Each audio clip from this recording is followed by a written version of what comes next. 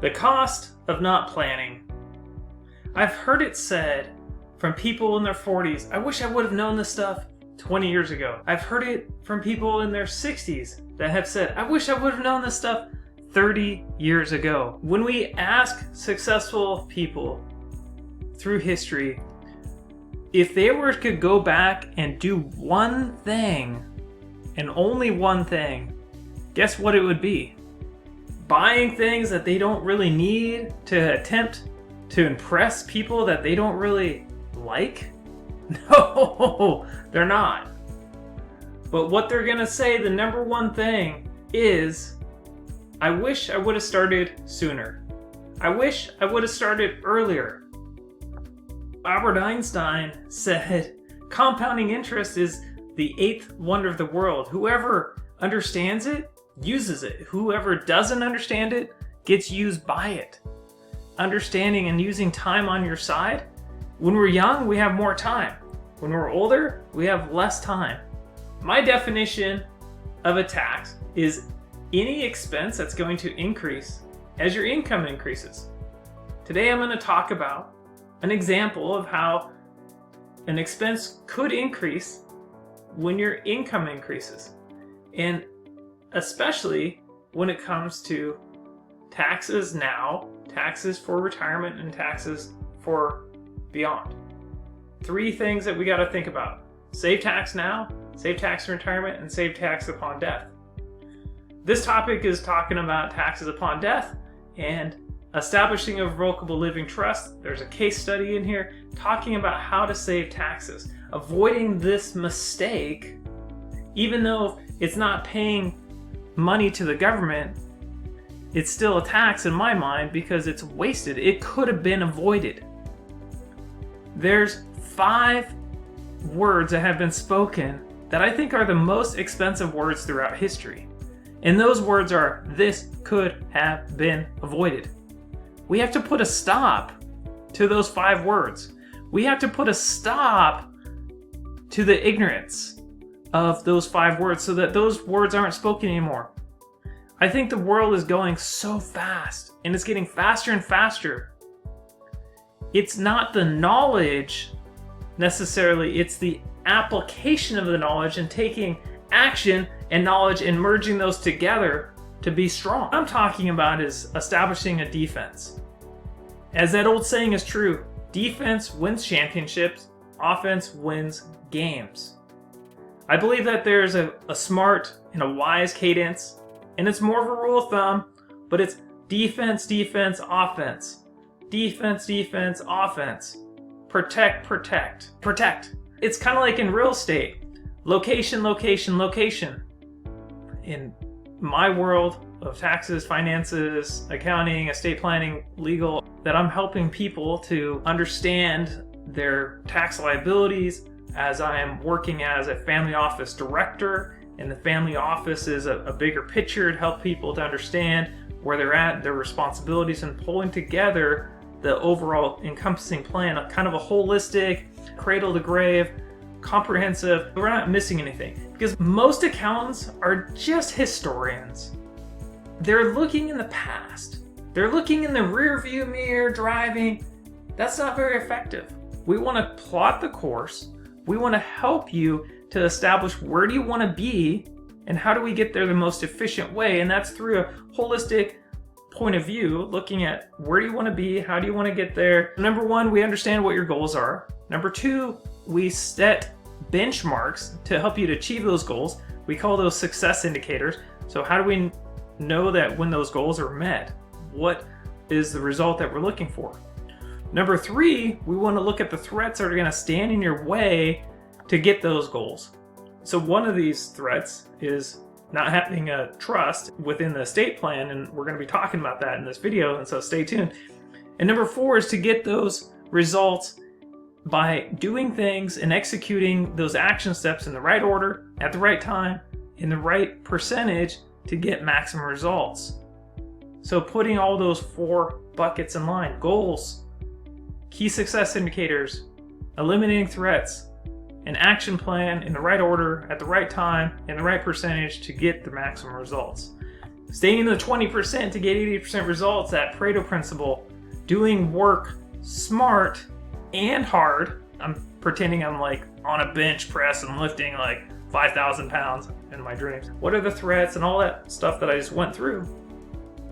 I don't want to only record history for compliance purposes. I want to help you to write history and be proactive in establishing what do you want to achieve and eliminating those taxes that you don't need to pay. I want to reduce taxes to the bare minimum, legally, ethically, morally. Sometimes Google and Facebook feeds me the algorithms of earning money, and I'm clicking on videos about how do I make money, how do I make millions, how do I get more views on my book, how do I get more likes, post, sell my product, and build courses and write books and sell more of this and sell more of that. And that's offense, and that's really important. A lot of promoters, a lot of influencers, a lot of writers are saying, buy my course, invest in what I have. I've got a track record of helping people to make millions of dollars. Look at my track record. I've made $30 million over the last X amount of time. That's great. But it's like up like a rocket and down like a rock. It's not necessarily about how much you make, and it's not about how much you keep, but it's about how much you control. It's over time making that money, protecting that money that you've made. That's where this video is brought to you by my latest book, Avoiding the 9 Most Expensive Tax Mistakes in Retirement. It's for people who want to retire. There's people who are in retirement, or people who are like me. I am attempting to help my parents to go through retirement, to help them the best, and then thinking about that next stage in their life, or when they pass on, and hopefully they live a long and fruitful and prosperous life, but there's a time where they're going to pass on, and we want to avoid that death tax as much as we can. We want to avoid those other taxes that are associated with dying, such as not having a will, not having a trust, not having these estate plans, not having everything documented. So as people earn money and make the millions, we want to keep those millions. We want to protect those millions from being lost and being taken, because we don't want to be up like a rocket and down like a rock. As I've written this latest book to help people to understand, to avoid the pitfalls that Bob and Sally, as they sitting around the table having a conversation, having a tough conversation. A lot of times people don't want to have this conversation until it's too late. And there's nothing that can be done because it's too late. Preparation is so key. They say an ounce of prevention is worth a pound of cure. So let's be proactive. And so that's why I wrote this book. That's why I'm making these videos, because I do want to educate, motivate, entertain. I want to get the word out to help people avoid unnecessarily expenses that they don't have to pay. I want to help you to avoid those mistakes, missed opportunities, those threats that other people have struggled with. As I've taken the mess that Bob and Sally have went through and made it the message. So please grab this book, go to Amazon, get it. It's on Kindle, it's print.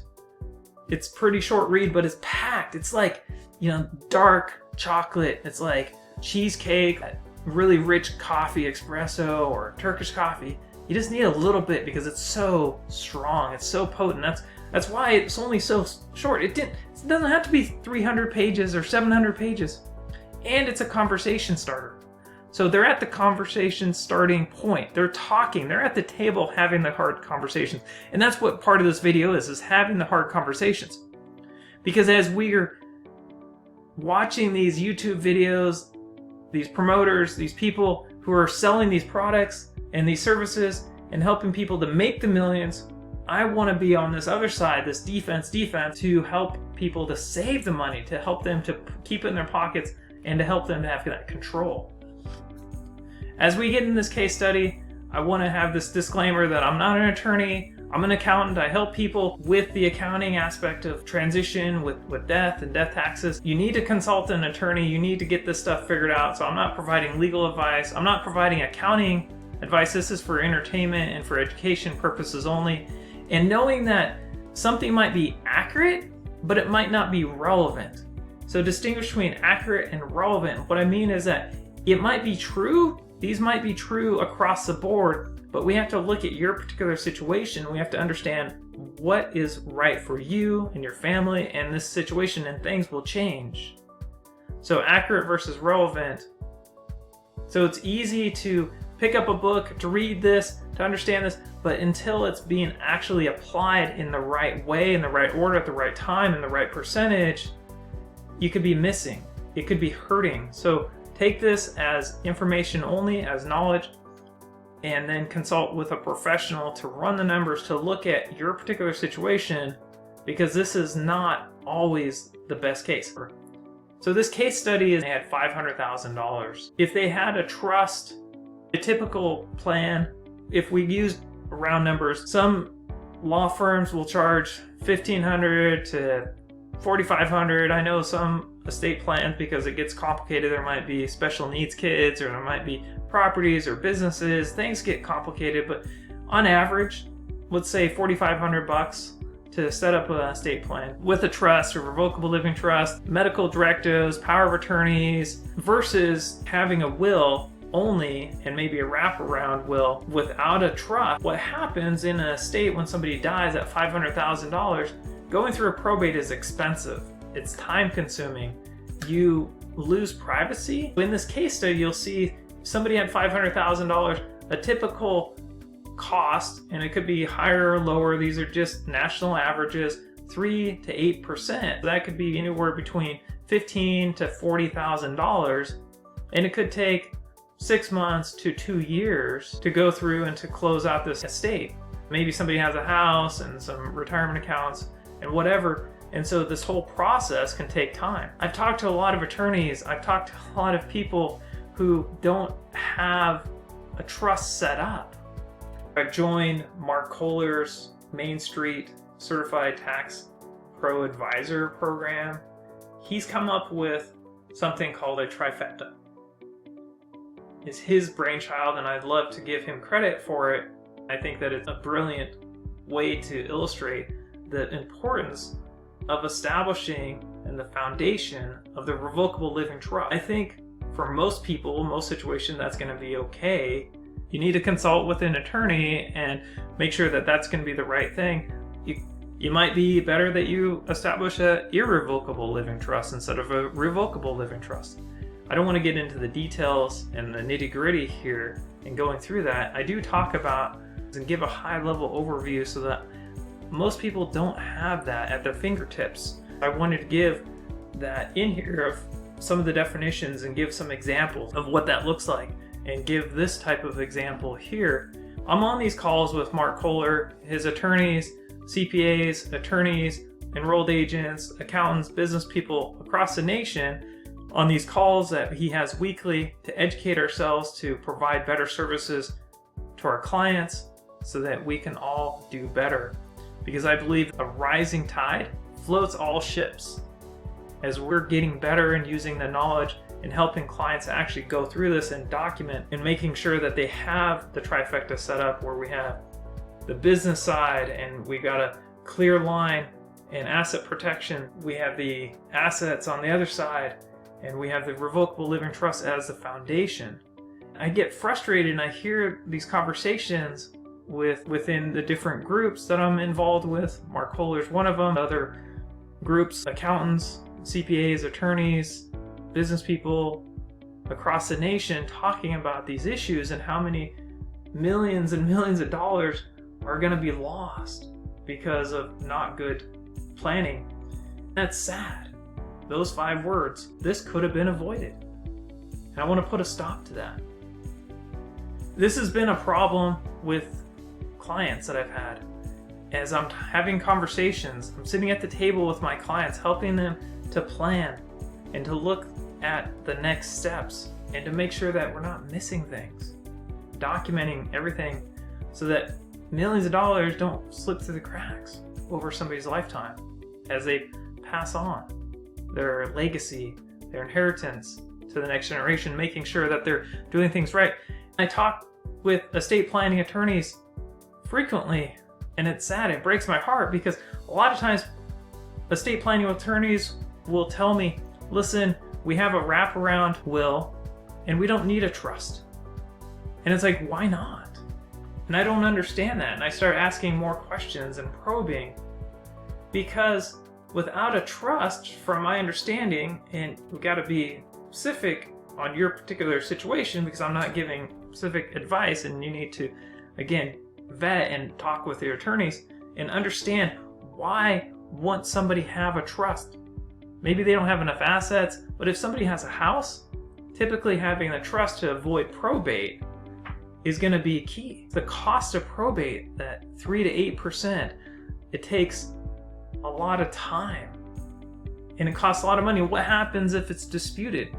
I read in the news and through history of how people have died without a will, without a trust, and they've created issues. And I've seen and I've heard stories of families being ripped apart because of the inheritance, because of fighting over money.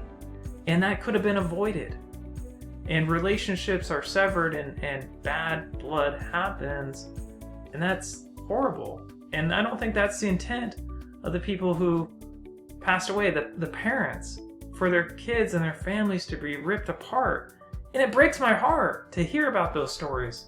And I think that if those people were alive, they'd be like, oh wait, I made a mistake. I wish I would have started sooner. I wish I would have documented. I wish. They can't go back.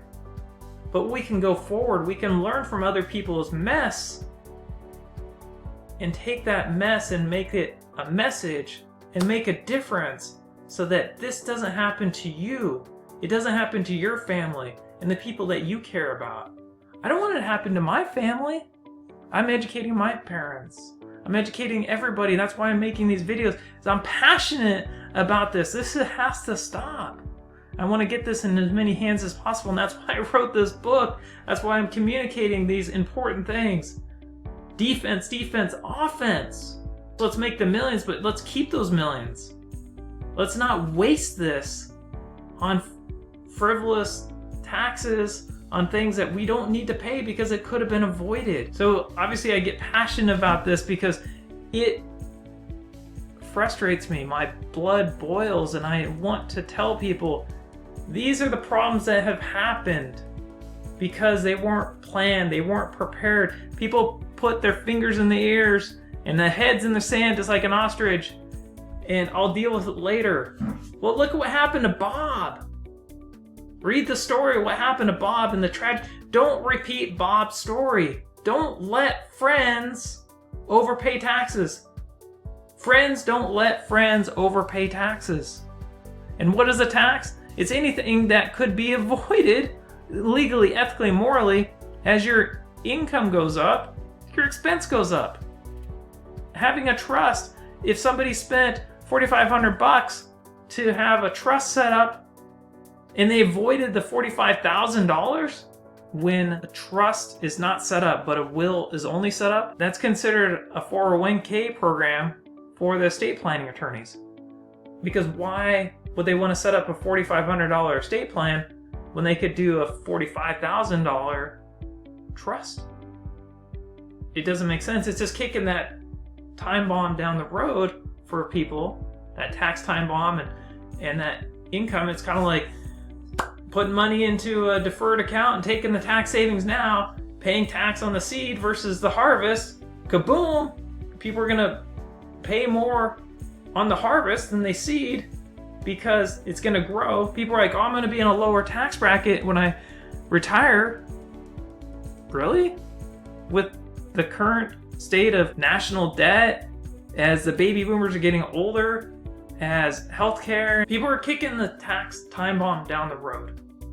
And it's going to be expensive. They call it the tax tsunami. With this $14 trillion wealth wave, there's going to be a lot of taxes going to be paid. And with the national debt, with healthcare, with the boomers retiring and they were contributing, now they're taking money out. As you go through the 4 stages of retirement, you have the accumulation stage, and that's the 50s, 60s. Then you have the second stage, which is the go-go years, which is 60 to 72. Then you got kind of the slow-go years, which is starting around 73 to 80, and 73 is a big date now because of required minimum distributions, R&Vs. That 80 plus is considered the no-go years. We plan through those forced ages of retirement, taxes now, taxes retirement, tax upon death. We look at certain tax time bombs, the Irma Cliff, and there's going to be case studies. I'm going to create videos about the Irma Cliff and how expensive that is and how people don't understand how much more. I'm creating a video, and it's the 318.5 tax rate, right? 318% tax rate because of this Irma Cliff. There's the Social Security torpedo. There's all these hidden fees, and it gets complicated in retirement. As we talk about all these taxes that are in retirement, as we talk about all this transition that's going to happen, taxes are complicated.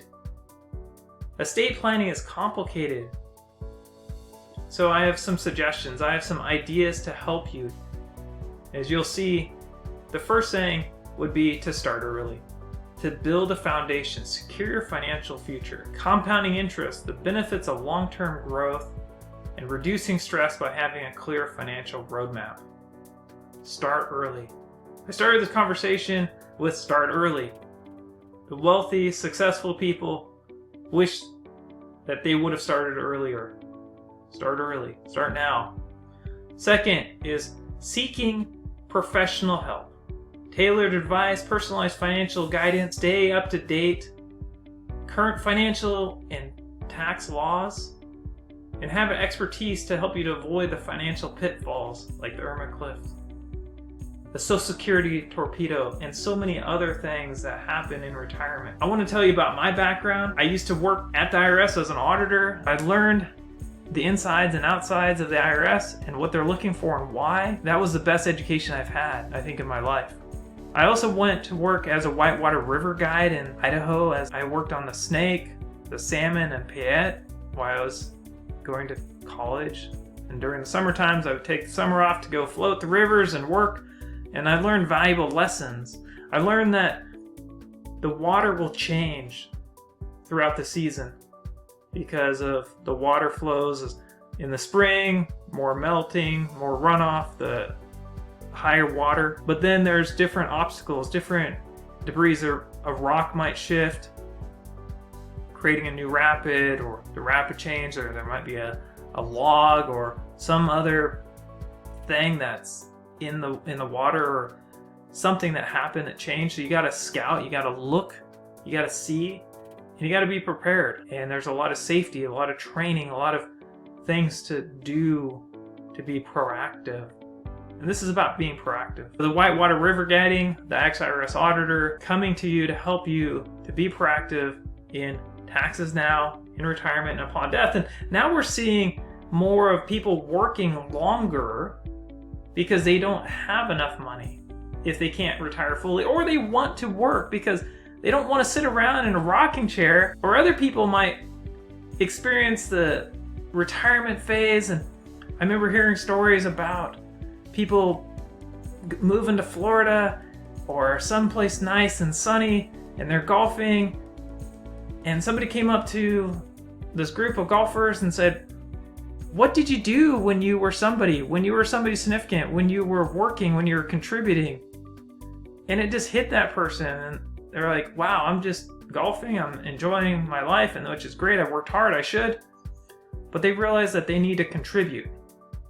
They need to give back. They need to be a part of society. They need to educate, motivate, entertain, help the next generation to leave that legacy, because a rising tide floats all ships. And so they decide to maybe make videos and become an influencer, write books, seminars, teach, educate, volunteer. And it keeps their brain active. It keeps things flowing instead of just sitting there and being a hermit. And it's the inflow and outflow, and we need to be giving. We need to be educating ourselves. We need to be giving. We need to be receiving. And so that's part of life is to give, and part of nature and the cycles of life. So I encourage people to give, to make the videos, to write the books, to write the songs, to write the poetry, to write the music, to express themselves, is we need more art. I remember hearing somebody say, I think it might have been Jeff Bezos, as he talked about this colony in space, and if there was 1 trillion people, what if we had 1,000 Mozarts? What if we had 1,000 inventors like Leonardo da Vinci and other people throughout history, the Einsteins? And what would we achieve? What would we be like with more art, music, food, all these positive things? The next slide is to educate yourself, to stay informed.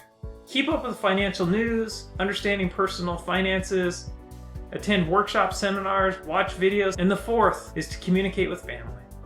Have open dialogue, encourage honest conversations, set expectations, clarify financial responsibilities, and involve the family. Include them in the plan. The worst case is A, not to have a plan, B, to have a plan, but nobody knows about it or can't find it and can't execute it. And I hear stories of people not setting up a trust, and the parents unfortunately die unexpectedly. They go to sell the house and they're in the title company, and the kids want the money from the title company, and the title company says, well, where's the parents? And the kids are like, well, they passed away. And the title company says, well, where's the trust? I need the trust. And the kids are like, what? And so the title company can't release the funds until they get something signed by the judge authorizing the title company to release the funds. It slows the process down. It creates more fees, creates more issues later on. Communicate. Open dialogue, clarity, start soon, start now. I hope that this has been informative. I hope that you've learned. I hope that you've been educated, motivated, entertained, and that you're going to get the results that you really want. And to avoid those 5 most expensive words that has been spoken throughout history, this could have been avoided. Let's put a stop to that. Let's work together. Let's have a conversation. Let's do the hard work. Let's make the millions, and let's keep the millions. Protect. Have that cadence of defense, defense, offense. Until we speak again, blessings. Please check out this book on Amazon. It's on Kindle, it's on Audibles, it's on paper, it's also distributed through other platforms, so you can find it online other places if Amazon's not your thing.